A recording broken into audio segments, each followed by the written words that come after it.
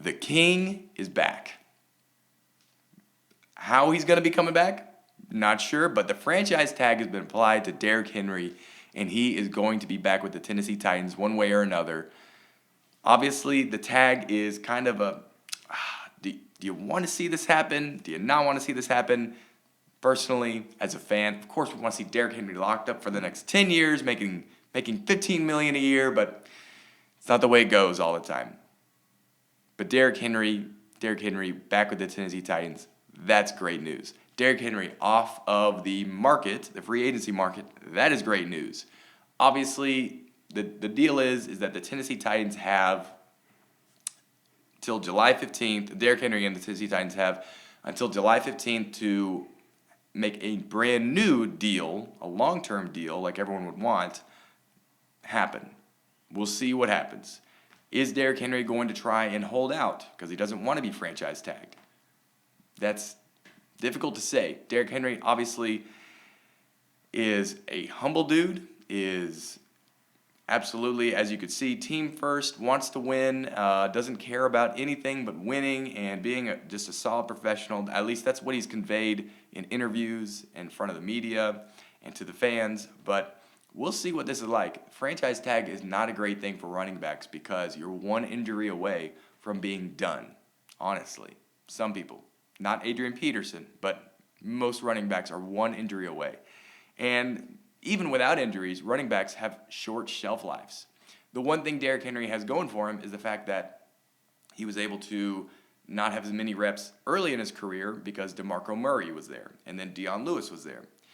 We'll get to Dion in a little bit. So with Derrick Henry, my thoughts are I would love to see the Titans be able to reach a long-term deal. Here's the thing that I think maybe probably happen.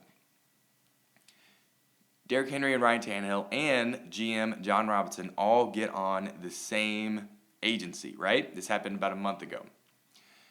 Get on the same agency.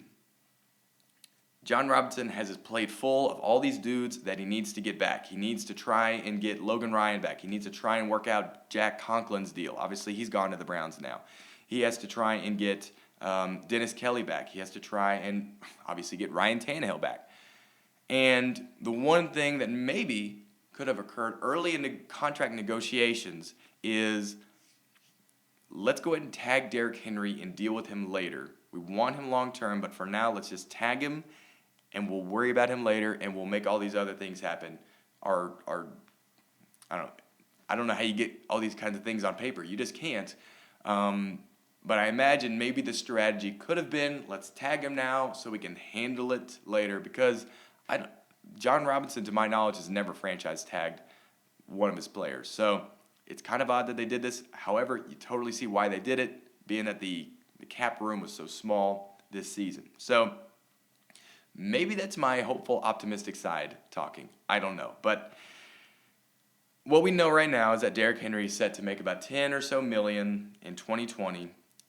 We have until July 15th. For them to sign a long-term deal. If they don't do anything after July 15th, then the one-year contract is in play, and there's nothing we can do about it. But Derrick Henry, King Henry, with his NFL rushing title, most likely is coming back to the Tennessee Titans, and we get to see him continue to stiff-arm opponents into the dirt next season.